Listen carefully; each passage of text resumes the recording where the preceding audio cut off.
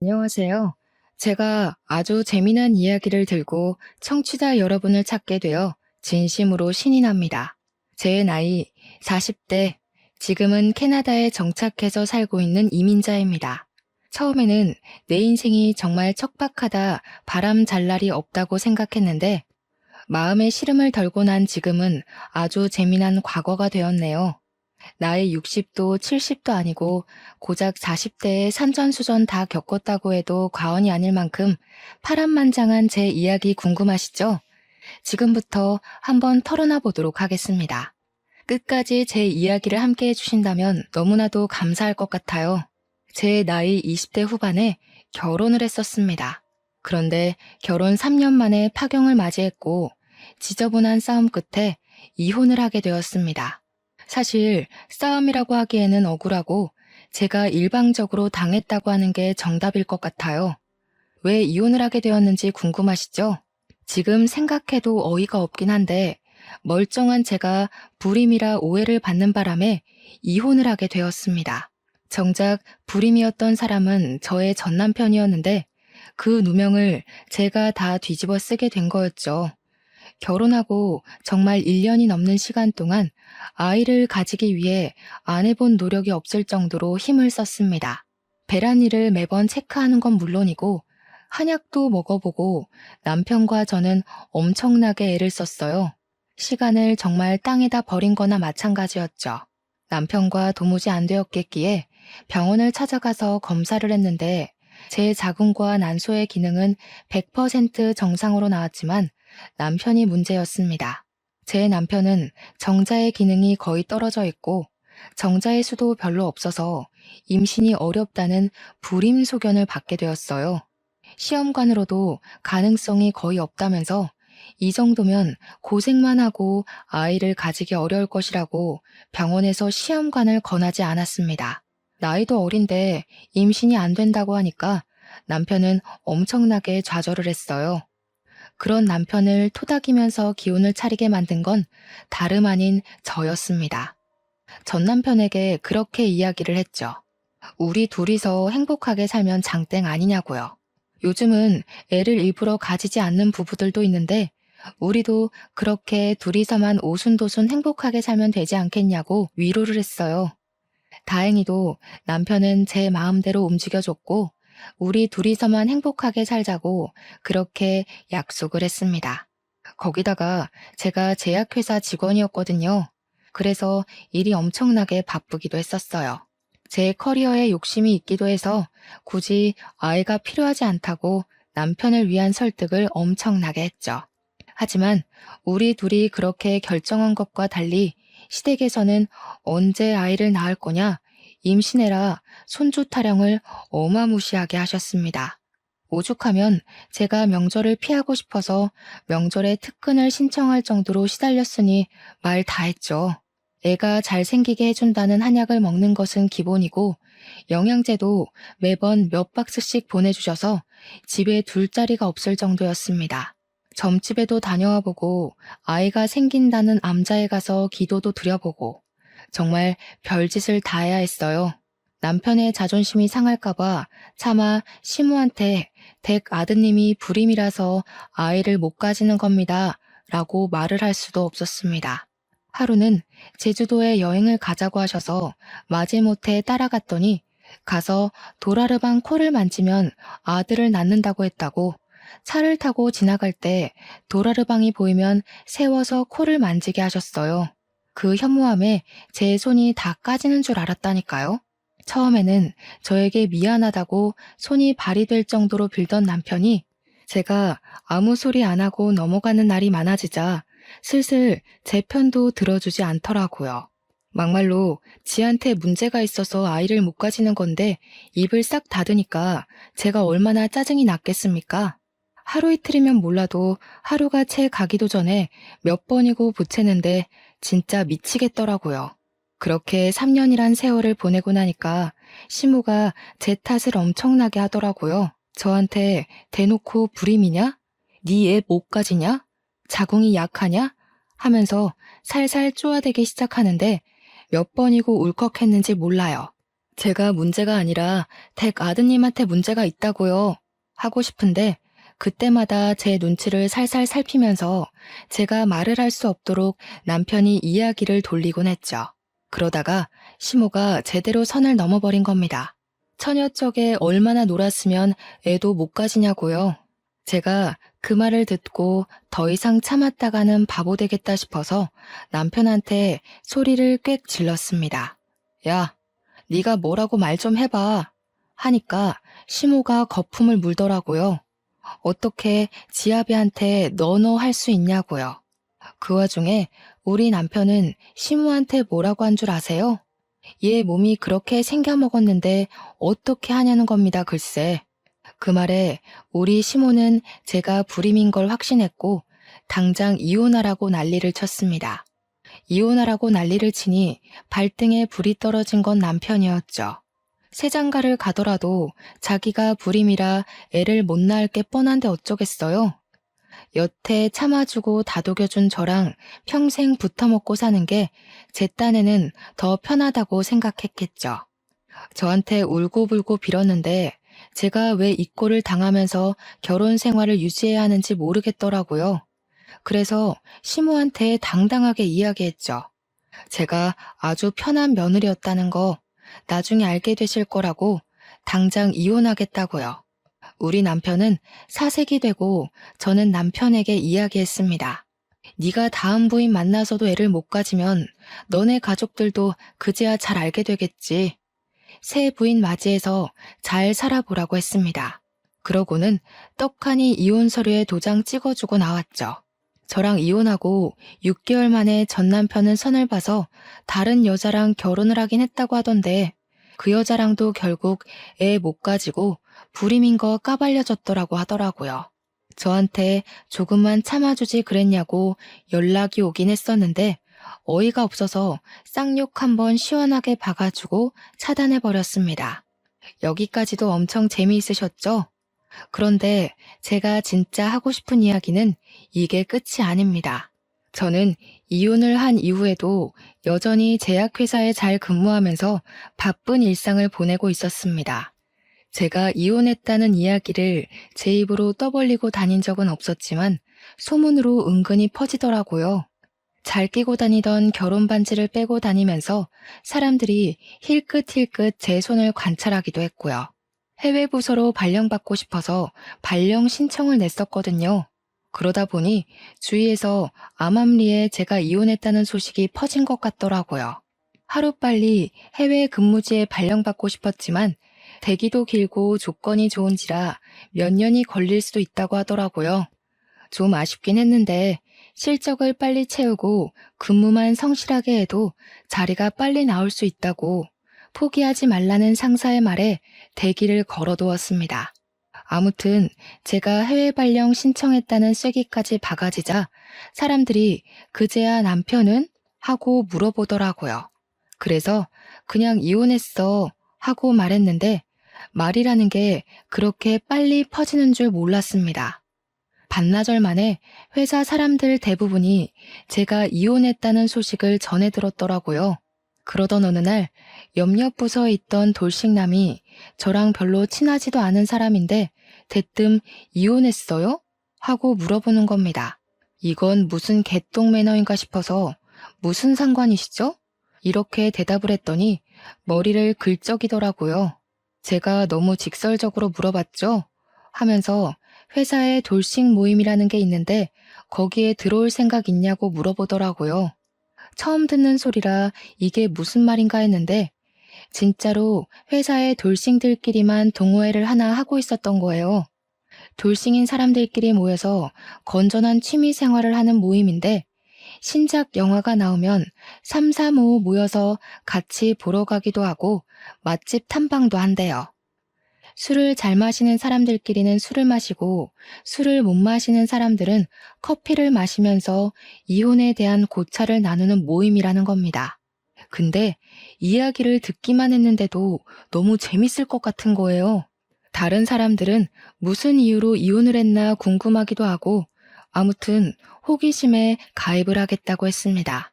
돌싱들끼리 모여서 할 말이 얼마나 많겠어요? 첫 모임 날짜가 정해지기를 엄청나게 기다렸습니다. 기대하던 돌식 모임 약속 날짜가 잡혔고 사람들끼리 만나서 카페에서 팥빙수도 먹고 영화도 보고 노래방도 가고 놀았어요.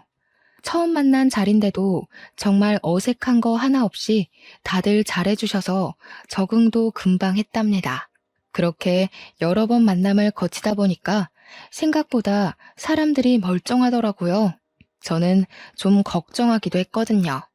문제가 있는 이혼 가정도 있을 테니까 그런 영향이 태도에서 나올 수도 있잖아요.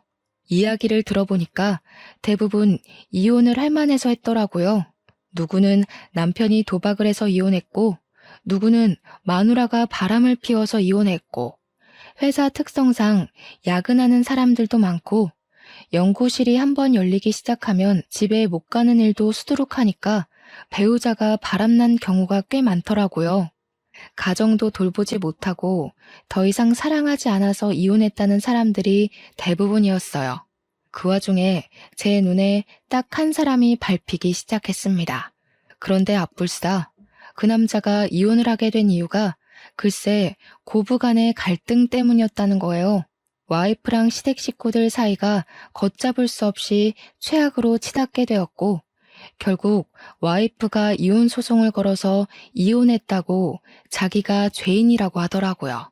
세상에 이혼 사유 중 최악 중에 최악 아니겠습니까? 막말로 저도 뭐 그런 이유로 이혼을 한 거긴 하지만요. 저는 당하는 입장이었고 저기는 따지고 보면 가해자 입장이나 다름없으니까요. 그래서 저는 저 남자랑은 절대 엮이지 말아야겠다고 생각했습니다. 하지만 사람 마음이라는 게 그렇게 쉽게 정리가 되고 하고 싶은 대로 이루어진다면 제가 하버드를 왜 못 갔을까요? 모임의 횟수가 늘어날수록 제가 속수무책으로 빠져들더라고요. 그런 이유가 다 따라붙는다 해도 남자가 너무 괜찮았어요. 연구실 직원이었는데 정말 똑똑하기도 했고 생긴 것도 냉기가 흐르는 미남 스타일이었다고 할까요? 약간 은퇴 안경이 잘 어울리는 지적인 이미지가 가득한 남자 있잖아요. 너무 제 취향이었습니다. 게다가 이 사람도 은근슬쩍 저한테 관심을 표현하는데 어른들의 썸이라는 게 느껴졌달까요? 몇 개월 동안 모임이 지속되면서 술자리도 몇 번 가지고 했는데 어느 날 제 옆에 앉은 이 남자가 술을 마시고 제 손을 은근히 잡아오더라고요. 그런데 그 온기가 너무 따뜻하고 포근하고 좋은 거예요. 결국 저도 마음을 열고 이 남자의 품속에 빠져들게 되었습니다. 그러면서도 마음 한구석에 고부간의 갈등이라는 단어가 콕 박혀서 빠질 생각을 하지 않았어요. 그래서 솔직하게 돌파를 하기로 마음먹었고 대놓고 이야기를 했습니다. 고부간의 갈등을 이길 자신이 없다고요. 첫 번째 결혼 또한 시어머니의 잔소리에 이혼을 하게 되었고 나는 두 번이나 그 지옥을 겪고 싶지 않다고 했습니다. 그러자 저한테 그러더라고요. 자기도 절대 그런 이유로 두 번 다신 이혼하고 싶지 않다고요. 자기가 든든한 벽이 되어주고 무조건적인 편이 되어줄 테니 믿어달라고 하면서 결혼을 하자고 했습니다. 제 나이 34살에 저는 바보 같게도 그 남자를 믿고 두 번째 결혼을 결심하게 되었죠. 서로 결혼 이야기까지 나온 마당에 말도 안 되는 일이 발생하고 말았습니다. 바로 제가 신청했던 해외 발령이 떡하니 자리가 났다고 연락이 오게 된 것이었습니다. 이걸 같이 가자고 할 수도 없고 기러기 부부를 하자고 할 수도 없는 상황이 되어버린 것이죠. 게다가 예비 신랑은 제약회사의 꽃이라는 연구실에서 재직하는 연구원이었기에 회사의 중요한 재원이었거든요. 근데 예비 신랑도 저에게 수심이 가득한 얼굴로 할 말이 있다고 시간을 좀 내달라고 하더라고요. 오늘이 날이라는 생각이 들어서 이별을 이야기할 생각으로 퇴근 후에 회사에서 조금 떨어진 카페에 나란히 앉아 이야기를 하게 되었습니다. 먼저 이야기를 하겠다고 하더니 저에게 일을 그만둘 생각이 있냐고 물어보더라고요. 저도 제 커리어를 정말 중요하게 생각하고 있었던 터라 그래서 해외 발령을 포기할 수 없었던 거기도 했고요. 그래서 회사를 그만둘 생각은 전혀 없다. 무슨 일이냐 하고 물어보았죠. 그러니까 저한테 사실은 자기가 해외 발령이 났다면서 6개월 뒤에는 캐나다에 가야 한다고 하는 겁니다. 너무 좋은 기회이기도 하고 해외 연구실에서 직접 배울 수 있는 기회라서 절대 포기하고 싶지가 않대요. 근데 저의 발령지도 캐나다였거든요. 예비 신랑에게 이야기를 했어요. 나도 캐나다에 가야 하는데? 오늘 그 이야기 하려고 했어. 하고요. 그러니까 예비 신랑 얼굴이 눈에 띄게 밝아지는 겁니다. 캐나다에 외국 제약회사와 같이 쓰는 협동 연구실이 있거든요. 그 연구실 옆 건물이 우리 캐나다 지사고요. 같이 가면 되는 거 아니냐고, 이게 바로 하늘이 내려준 운명인 것 같다면서 6개월 안에 결혼식을 올리고 캐나다에 가자고 하더라고요. 이별을 생각하고 만나는데 결혼의 급물살을 타게 된 거죠. 그런데 결혼 이야기를 구체적으로 나누고 각자의 집에 이야기를 하기로 했는데 고부간의 갈등이 자꾸 생각나더라고요. 게다가 재혼인데 재혼까지 실패하면 제가 무슨 면목으로 부모님을 뵐 수 있겠어요. 어떻게 해야 하지 고민을 하는 와중에 예비 시댁에서 먼저 저를 보고 싶다고 연락이 왔고 고부간의 갈등을 한번 겪어보자 싶어서 만나러 나갔습니다. 엄청나게 걱정을 하면서 딱 예비 신랑 네 가족을 만났는데 이게 웬걸?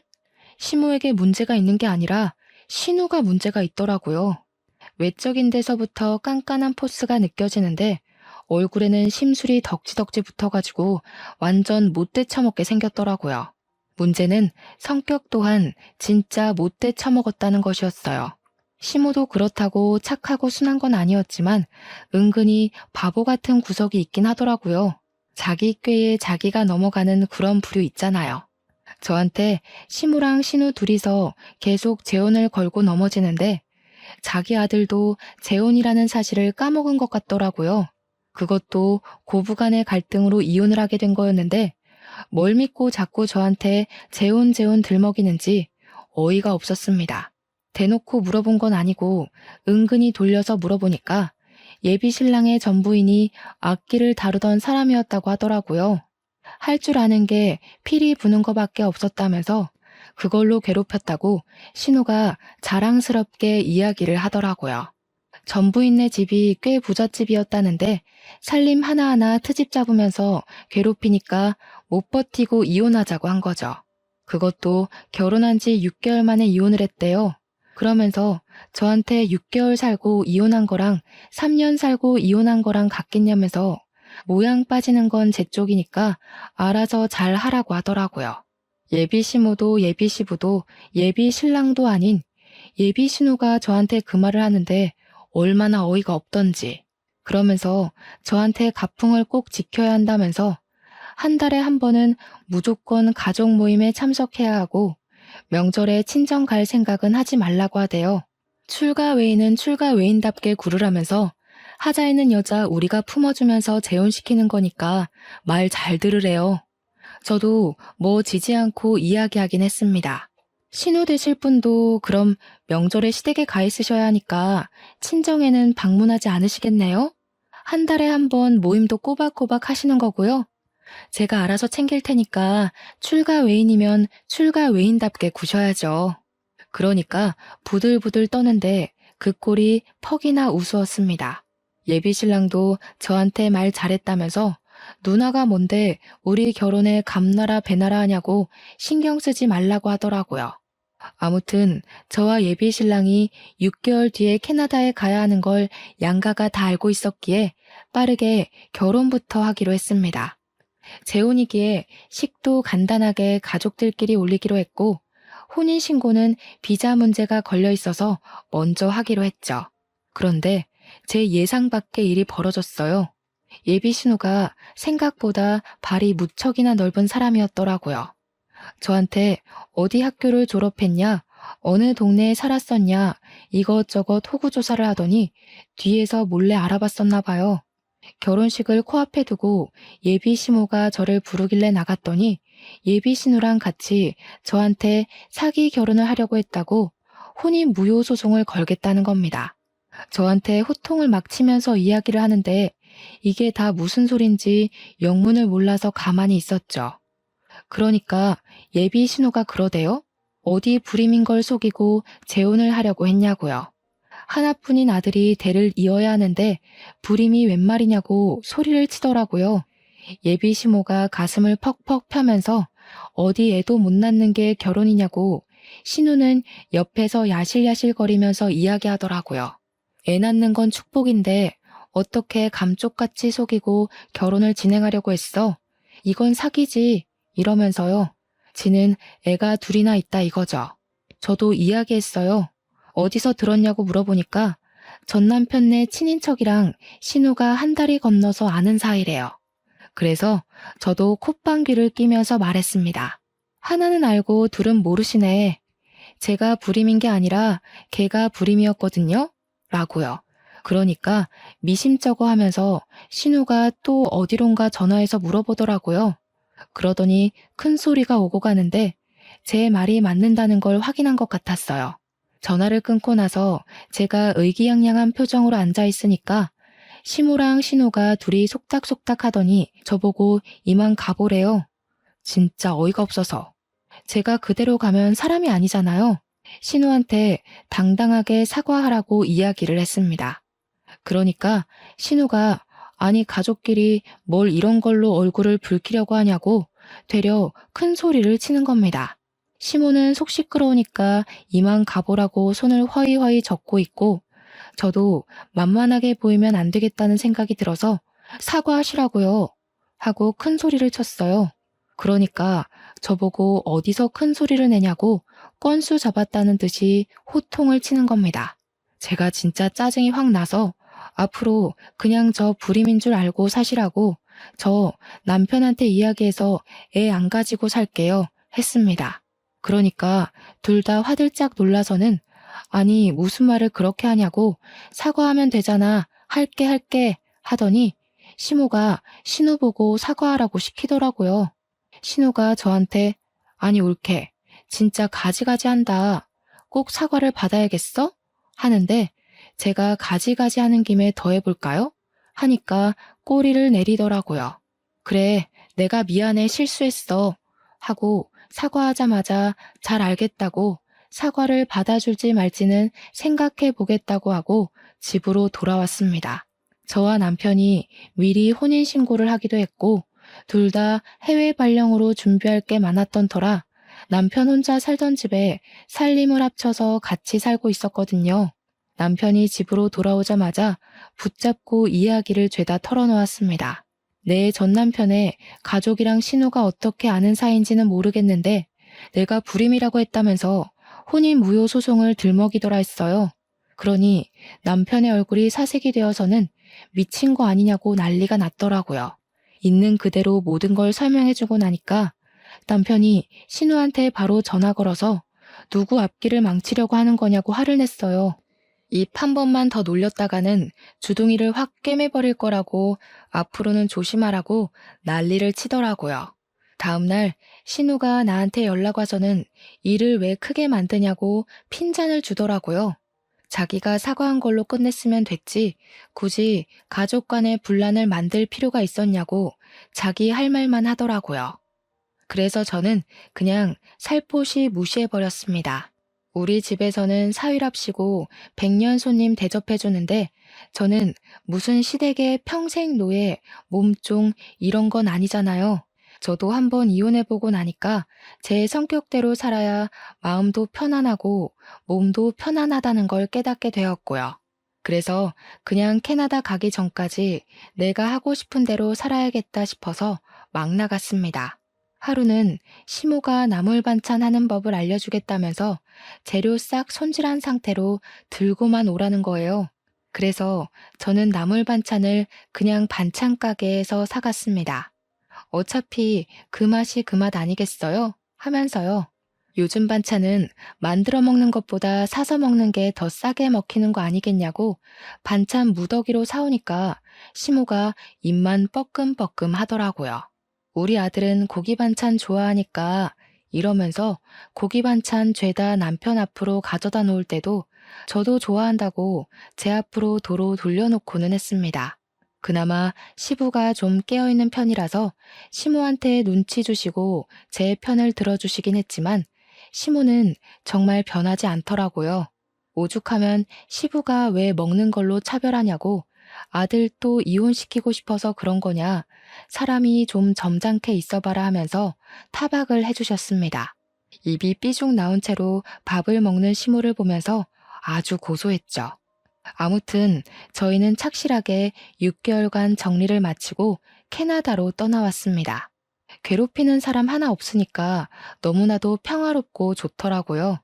진짜 대충 3개월 정도 시댁이랑 부딪힌 건데 그 짧은 시간도 너무나도 스트레스였거든요. 전 부인이 6개월 만에 왜 두 손 두 발 들고 이혼하자고 도망을 갔는지 알겠더라고요.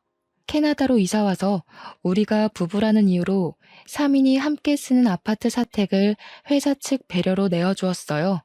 집도 넓고 편하고 진짜 최고였습니다. 캐나다가 춥긴 하지만 공기도 너무 좋고 어딜 가도 자연 경관이 장관이고 남편이랑 너무 행복했어요. 혹시 워라벨이라는 말 아세요? 워크라이프 밸런스가 어찌나 좋은지 퇴근도 칼퇴근이고 실적 가지고 쪼아대는 것도 없고, 물론 그만큼 스스로 잘해야 하는 것 환경인 것도 맞지만 한국에서 뼈를 갈아 넣으면서 일했던 경력을 생각하면 여기서는 충분히 하고도 남겠더라고요. 그렇게 우리는 3년간의 해외 계약을 잘 마치고 한국으로 돌아가 보자 하는 마음으로 살았습니다. 물론 임신 계획은 3년 뒤로 미루게 되었죠. 제가 임신을 하게 되면 육아휴직을 내야 하는데 발령까지 와서 그러면 민폐니까요. 캐나다에 와서 처음으로 여름 휴가철이 다가왔어요. 남편과 저에게 2주라는 휴가 기간이 주어졌고 첫 휴가이니만큼 한국에 다녀올까 싶어서 고민을 하고 있었습니다. 우리 엄마 아빠도 보고 싶고 솔직히 시댁 식구들은 별로 보고 싶지 않았지만 친구들도 보고 싶고 한국 음식도 먹고 싶었거든요. 해외 지역 특성상 한식이 좀 비싸서 원 없이 먹기에는 힘들었거든요. 근데 때마침 신우에게 연락이 오더라고요. 휴가 일정이 어떻게 되냐고 물어보더니 대뜸 우리가 캐나다에 안 가봐서 가보고 싶거든 하시는 겁니다. 시모가 우리 사는 것도 궁금하다고 했고 겸사겸사 2주일 정도 캐나다에 가려고 하는데 괜찮지? 하는데 괜찮을 리가 있나요? 저희는 한국 가려고 했다고 이야기를 했더니 그러면 곤란한데? 우리 이미 비행기 티켓 다 끊었어 하는 거예요. 아니, 일정 조율을 미리 하자는 것도 아니고 이미 비행기 티켓 끊었다고 통보하는 건 어디서 배워먹은 버릇인지. 신우는 한술 더 떠서 날짜를 말해주더니 이날 가니까 일정 비워놓으라고 하더라고요. 옆에서 남편은 이러지도 못하고 저러지도 못하고 발만 동동 구르는데 뭐 어쩌겠습니까? 이미 비행기 티켓까지 다 끊어놨다고 하는데 겨울 휴가 때 한국에 들어가자고 꼭꼭 약속을 했죠. 그런데 이 미친 신우가 캐나다에 왔는데 글쎄 아이들 둘에다가 시모까지 넷이서만 덜렁 온 거예요. 그러더니 숙소도 일부러 안 구했다면서 너네 아파트에서 지내면 되겠지? 안내해 하더라고요. 이게 웬 날벼락인가 싶고 진짜 미쳐버리는 줄 알았습니다. 2주일이라는 긴긴 시간 동안 제가 뭐 했는지 상상이 가시나요? 삼시세끼 신우 시모의 애들 둘 밥 가져다 챙겨야만 했습니다. 남편은 관광지를 돌아다니느라 하루 종일 운전만 했고요. 무려 2주일이나 얻은 휴가인데 남편과 둘이 보낼 시간이 단 1시간도 없었다면 믿어지십니까? 진짜 휴가 날짜 꽉 채워서 왔더라고요. 여기가 밴쿠버인데 토리노에 가고 싶다고 하지를 않나. 로키 산맥을 꼭 보고 가야겠으니 운전을 하라고 하질 않나.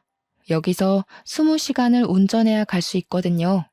어디서 유명하다는 관광지는 죄다 알아오긴 했는데 우리 집에서의 거리는 전혀 생각하지 않은 관광지들이었습니다.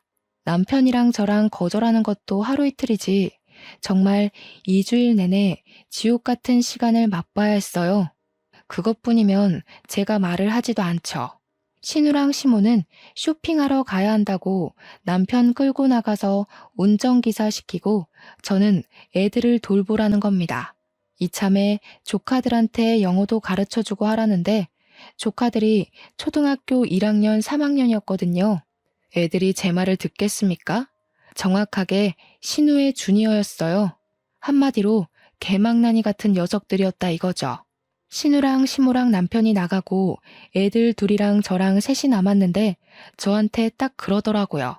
왜 숙모, 나한테 잘해야 할걸요? 저한테 잘 안 하면 할머니가 잔소리할 거니까. 우리 엄마도 워낙 극성 맞잖아요. 이러는데 진짜 맘 같아서는 이마에 딱밤이라도 때리고 싶은 심정이었습니다. 도대체 초등학교 3학년이 뭐 저리 발랑 까졌는지 답도 없더라고요. 그러더니 저한테 떡볶이가 먹고 싶으니까 당장 떡볶이를 만들어 오라는 거예요. 여기가 무슨 슈퍼에서 떡을 파는 것도 아니고 떡을 어디서 구해온다는 말입니까? 둘째 조카는 외숙모 저랑 말타기 놀이에요. 빨리 엎드려요. 이러고 있고 진짜 죄 없는 남편 멱살 잡을 뻔했습니다. 우리 친정 부모님도 사위 불편할까봐 캐나다 놀러 오겠다는 소리 한 번 없으신데 해도 너무하잖아요. 아무튼 쇼핑 나간 셋이서 저녁까지 먹고 들어오겠다고 하면서 저보고 애들 밥 좀 잘 챙겨주라고 신우가 신신당부를 하대요. 짜증나서 라면 끓여 먹었습니다. 그랬더니 집으로 돌아와서는 외숙모식이나 돼서 스테이크 구워줄 생각은 안 하고 라면이나 먹인다고 지랄지랄을 하더라고요. 제가 너무너무 빡이 치잖아요. 집에서 노는 사람도 아니고 나도 일하는 사람이다. 겨우 받은 여름 휴가인데 누구 뒤치다꺼리를 하는 거냐고 했죠. 신우한테도 대놓고 이야기를 했어요. 여기 와서 쇼핑하는 데만 돈 썼냐고요. 애들 데리고 나가서 스테이크를 사 먹이라고 했죠. 우리도 좀 사주고 하라고 여기 와서 숙소 제공하고 관광지도 다 모시고 다녔는데 수고비는커녕 기름값이라도 준 적 있냐고요. 그랬더니 시모가 가족끼리 뭘 그리 계산적으로 나오냐고 애들이 라면 먹으면 몸에 안 좋으니까 하는 소리지 하는 거예요. 그래서 저도 몸보신하고 싶으니까 몸에 좋은 것 좀 사오시라고 했죠. 그렇게 열이 뻗치는 2주일을 보내고 남편이 신우랑 시모한테 신신당부를 하더라고요. 다음 휴가 때부터는 우리가 한국에 나갈 예정이니까 절대로 캐나다 올 생각하지 말라고요. 여기 회사 사택이라 이렇게 많은 사람들이 먹는 것도 당연히 안 되고 시끄럽게 굴면 안 된다고 조카들 때문에 아랫집에서 항의도 들어왔다고 살벌하게 이야기를 했습니다. 이러면 인사고과에 문제 생겨서 승진도 못할 거고 아들 회사 잘리는 거 보고 싶냐고 하니까 시모가 마지못해서 알겠다고 하더라고요. 신우는 세상 빡빡하게 군다고 대기업 너만 다니냐고 구시렁거리는데 신우네는 대기업 다니는 사람 없거든요. 겨울 휴가 때는 일정을 미리 공유하지 않기도 했고 남편이 했던 말이 있어서 그런지 캐나다에 오겠다는 소리가 없더라고요. 그래서 준비했던 대로 한국에 나가서 국내 여행을 쭉 돌았습니다. 시댁에는 딱 하루만 갔고 남편이랑 둘이 제주도도 다녀오고 친정에서도 며칠 쉬고 친구들도 만나고 했어요. 시모만 우리 아들 한국 왔는데 왜 이렇게 얼굴 보기가 힘드냐고 우는 소리를 했는데 남편이 쉬러 온 거니까 집에 안 갈 거라고 못을 박더라고요. 그래도 마음에 걸리긴 했는지 혼자 시댁에 하루 갔다 오더니 저한테 안 따라가길 잘했다고 하대요. 시모가 며느리 일 시키려고 잔뜩 준비를 해놨더래요. 제가 안 가서 신우랑 시모가 일 다 했다면서 다음에도 가지 말라고 하더군요. 겨울을 한국에서 잘 보내고 다시 캐나다로 들어와 회사 일에 치여 엄청 바쁘게 지냈습니다. 그렇게 또 여름 휴가가 왔는데 남편이 이번에는 미국으로 가서 휴가를 보내고 오자고 하더라고요. 그런데 아니나 다를까 신우한테서 연락이 오더라고요. 이번 여름 휴가는 언제냐고요? 저희 미국 갈 거예요 하고 이야기하니까 그러면 곤란한데? 이러더니 우리 애들 좀 보내려고 했다고 캐나다에서 영어 배우면 좋잖아. 아니면 미국으로 보낼까? 데리고 좀 갔다 와 하는 겁니다. 한 달 정도 보낼 테니까 케어 좀 부탁한다고 하는데 남편이 전화를 빼앗아 말했어요. 우리 휴가 2주일밖에 안 되고 미국 갈 건데 무슨 한 달 동안 보내겠다는 미친 소리를 하고 있냐고 했죠. 그러니까 신우가 뻔뻔하게 우리 애들 다 커서 밥만 잘 챙겨주면 되니까 미국은 다음에 가라는 거예요. 남편이 보내기만 해보라고 공항에서 국제 미아되는 꼴 보고 싶으면 그렇게 하라고 했더니 신우가 가족끼리 너무하다고 난리더라고요. 그렇게 여름 휴가는 남편과 저와 둘이서 미국 여행을 잘하고 돌아왔습니다. 캐나다도 좋은데 미국도 진짜 좋더라고요. 그 다음 휴가 때 진짜 진상 신우의 제대로 된 모습을 볼 수 있었습니다. 이번에는 신우도 작정을 했는지 갑자기 연락이 와서는 우리 애들 내일 캐나다 들어가니까 공항에서 픽업 좀 하라는 거예요. 제가 놀래서 애들끼리 온다고요? 했더니 다 컸으니까 상관없다고 밥 잘 챙겨주고 숙제 좀 도와주고 영어 공부도 시켜줘 하고는 끊더라고요. 남편이 열받아서 계속 전화를 걸었는데 그 뒤로는 아예 남편 전화도 제 전화도 수신 거부를 했는지 받질 않았습니다. 남편이 찜찜하니까 어쩔 수 없이 공항에 나갔는데 진짜로 몸만한 캐리어 2개를 질질 끌고 조카들 2명이 덜렁 캐나다에 온 거예요. 남편이 너네 언제 돌아가냐고 물어보니까 한 달 뒤에 간다고 하더래요. 숙제에 영어책에 한아름 짐을 들고 왔는데 제가 이걸 다 언제 하냐고 물어보니까 외숙모랑 하면 된다던데요? 하고 있더라고요. 진짜 한 달 동안 제가 애들 수발을 다 들었는데 진심으로 아이 낳는 게 왜 축복인지 모르겠더라고요. 초등학교 2학년, 4학년이 제 말을 들어줄 리도 만무하고 죽는 줄 알았습니다.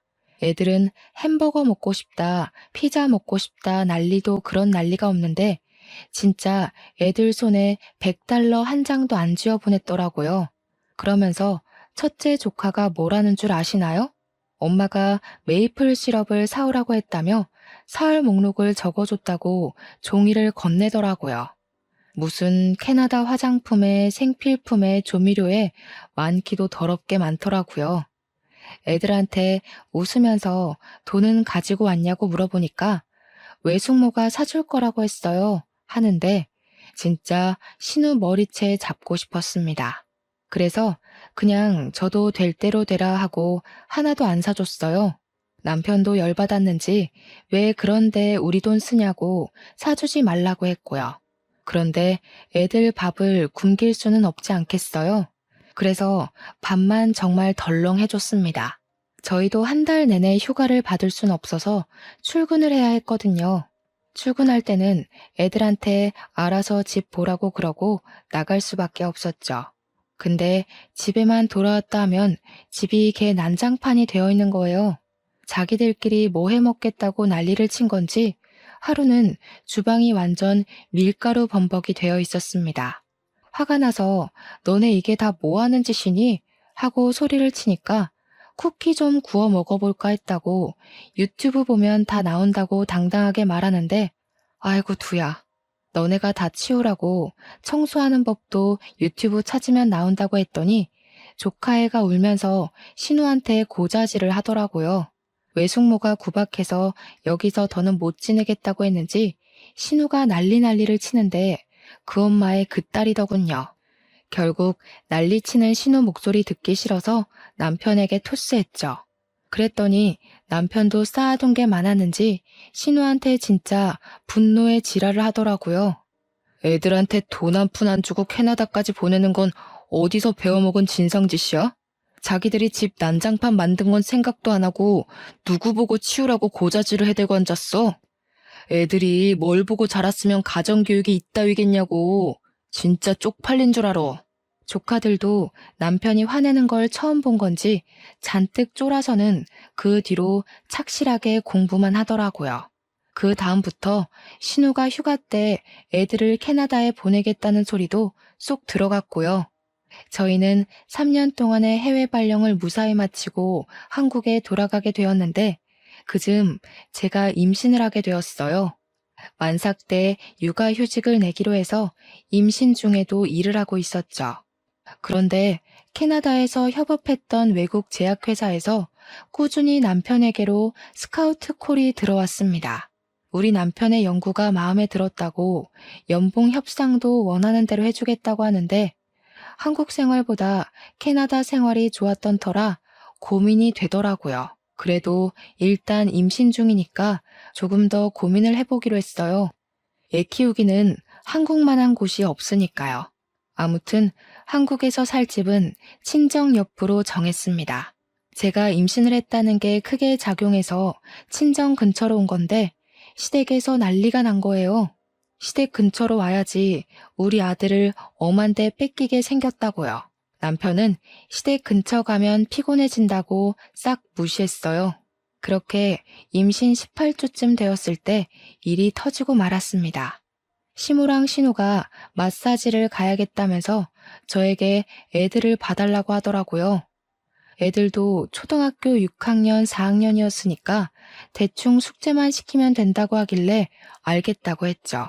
근데 제가 임신을 하고 나니까 시도 때도 없이 졸린 거예요.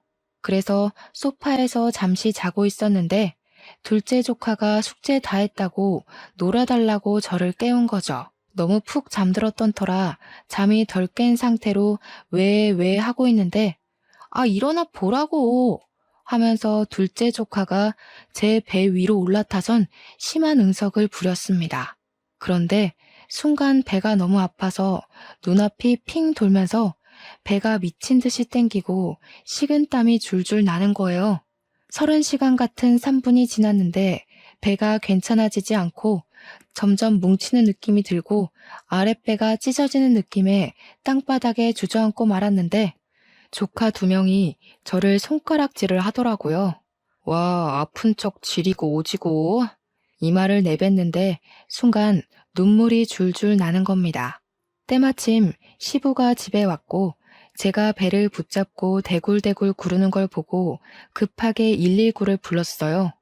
병원에서 하는 말이 정말 큰일 날 뻔했다고 아기가 튼튼하고 산모의 자궁이 튼튼해서 버틴 거라고 하마터면 유산할 뻔했대요.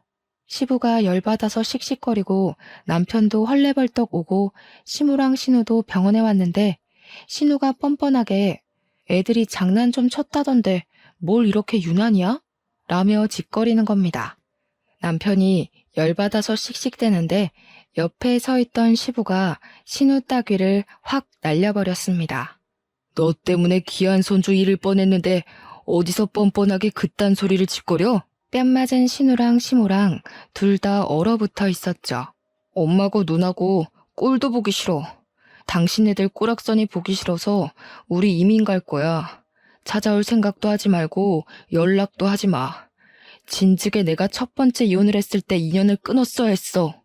그 말에 시무가 사색이 돼서 아들아 아들아 하는데 시부가 당신은 아들이라 부를 자격도 없다고 고래고래 화를 냈어요. 우리 친정 부모님도 소식 듣고 오셔서는 열받아서 시모한테 한 소리 하시더라고요. 도대체 가정교육을 어떻게 시켰길래 줄줄이 집안 망신을 이리도 시키십니까? 2번 다신 우리 딸한테 연락도 하지 마세요. 내가 우리 사위 봐서 참는 겁니다. 시부가 고개 숙이고 죄송하다고 이야기하고 신우랑 시모 보고도 사과하라고 호통을 쳐서 결국 신우랑 시모도 저한테 무릎 꿇고 사과를 했습니다. 아마 우리 부모님이나 시부 아니었으면 사과도 안 하고 뻔뻔하게 굴었겠죠. 물론 저도 그 사과를 받아주진 않았습니다. 결국 안정이 필요하다는 말에 저는 육아휴직을 일찍 쓰려고 했고 남편은 진지하게 이민을 가자고 했습니다. 남편이 연봉이 오를 테니 생활비 걱정은 안 해도 될 것 같다며 캐나다에서 재취업 준비를 하는 게 어떻겠냐고 했어요. 결국 저희는 이민을 결정했고 시부에게만 이야기를 했습니다. 빠르게 한국 생활을 정리하고 남편은 스카우트 제의가 왔던 외국 제약회사에 취직을 했고 저는 출산을 무사히 마쳤답니다. 친정엄마가 캐나다로 오셔서 3개월 동안 몸조리 해주시고 돌아가셨고요. 아이도 꽤 컸고 저는 재취업 준비를 해서 좋은 회사에 취직도 하게 되었습니다. 시무랑 신우는 어떻게 되었냐고요? 그 뒤로 저한테는 물론이고 남편한테까지도 연락을 못하게 되었죠. 남편이 모조리 다 차단했거든요. 근근히 시부를 통해서만 안부를 전하며 살고 있는 중입니다. 여러분도 참고만 살지 마시고 꼭 하고 싶은 말은 다 뱉으면서 삽시다. 제 이야기를 들어주셔서 감사합니다.